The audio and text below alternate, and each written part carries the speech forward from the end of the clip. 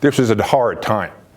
I was rehabbing on my parents' sofa from knee surgery, broke, in debt. I read all the Harry Potter books in 3 weeks. That's how low it was for me.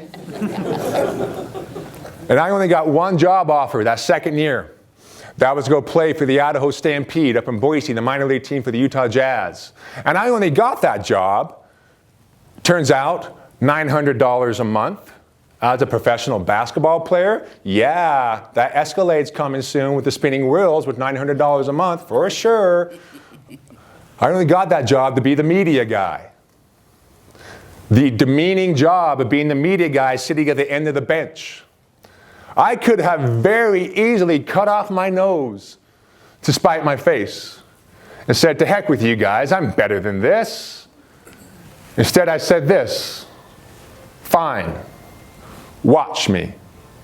I'm going to learn how to do a radio interview. I'm going to learn how to do a TV interview. I'm going to learn how to go talk to the kids at schools and learn how to do public speaking. I'm going to learn these jobs that you're pigeonholing me into. I'm going to learn to do them so well that they now allow me to transition out of basketball and make more money than I ever did as a basketball player. You're going to be pigeonholed.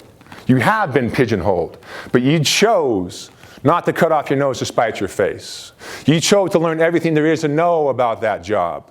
And you also choose to learn to know everything about everyone else's job, so that when you get promoted or when you start your own company, you know how to do it better.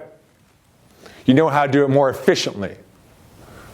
This is part of adapting. This is part of being flexible. As the IT and the tech world, you always have to be flexible. When you get too comfortable in where you are, you will fall on your sword and you become irrelevant. I had so many coaches that could never let go of power towards the end of the season. Yes, you want to train and steer your players to fit into a system, but there comes a time you have to let off the leash and let them go play and let them do their jobs. You have to adapt. I had a coach in Japan one year. He was upset that he claimed to be samurai heritage, right? So he was very old school. I was selected to the all-star team. He said, I don't believe in all-stars. Teams are equal players. I'm like, I get that, but the owner wants me to go. I got to represent the team. I went to the all-star game. I didn't start another game for the rest of the season. We went from number 1 to number 4.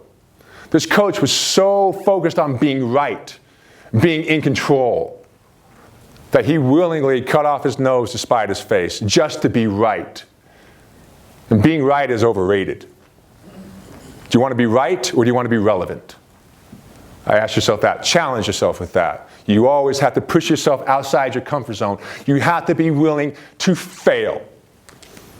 Again, I failed so many times in my life, over and over and over again, but I get back up every time. Why are people so worried about this word, failure? I don't get it. Failure to me simply means you are stepping outside your comfort zone. That you're trying something new. That you're trying to adapt to the times. Whereas the essence of failure to me means you're staying inside your comfort zone.